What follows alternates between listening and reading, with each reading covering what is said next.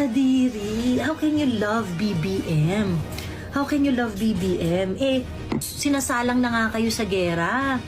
I mean, ito yung hindi ko get sa inyo ha, na parang, I support BBM rather than Inday. The Typhoon missiles that are here in the Philippines can kill everybody, everyone in Luzon. Yung Typhoon missiles na nandun sa may Cagayan, sa northern part ng it can kill anyone.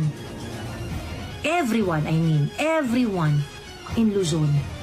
Yung fact na ganyan magdesisyon si BBM, wala siyang pagmamahal sa inyo. Lahat yan, safe na yung mga yaman nila sa ibang bansa. Sana bago makipagdigma ang Pilipinas, papiliin muna tayo saan tayo titira. Maiwan ang Luzon. Maiwan sa Luzon ang matapang, sabi ni Wendy. Ay naku, sa totoo lang, ako talaga naghahanap na ako ng property sa Davao. Kasi sa totoo lang, it's really gonna happen, if hindi mapigilan tong si Bongbong doon sa mga pinaggagawa niya, it's really gonna happen. Nilagay ni BBM ang buhay ninyo sa tiyak na kapahamakan. Ano sabi ng mga Chinese dyan? Well, wala tayong magagawa. Kung yan ang decision nyo, we will act appropriately. So we are just waiting for a trigger now, ha?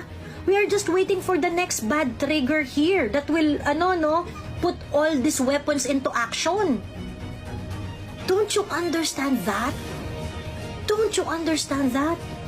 Tapos ipe-prefer nyo si BBM na nilagay na ang buhay ninyo sa tiyak na kapahamakan over Inday Sara? I mean, maybe you do not like Inday Sara, you do not like her guts and things like that.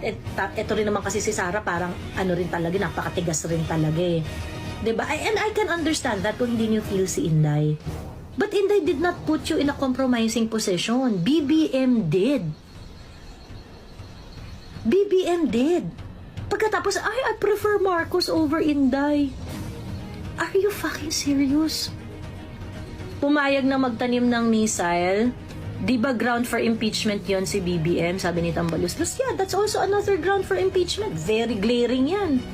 Kasi dapat wala tayong nuclear weapon dito sa Pilipinas eh. So, yun? Can you please explain to me? Isang lang to ha, isang bad policy lang to ha. Isang bad policy lang to. Pumayag si BBM na ilagak ang Typhoon missiles. Nung una, ang sabi niya, hindi, ilalagak lang yan, tatanggalin yan by September 2024. Come September 2024, ang sabi ng AFP natin, pinag-iisipan na namin kung paano bibili. And then before Christmas, they said na yes, bibili na kami. See kung paano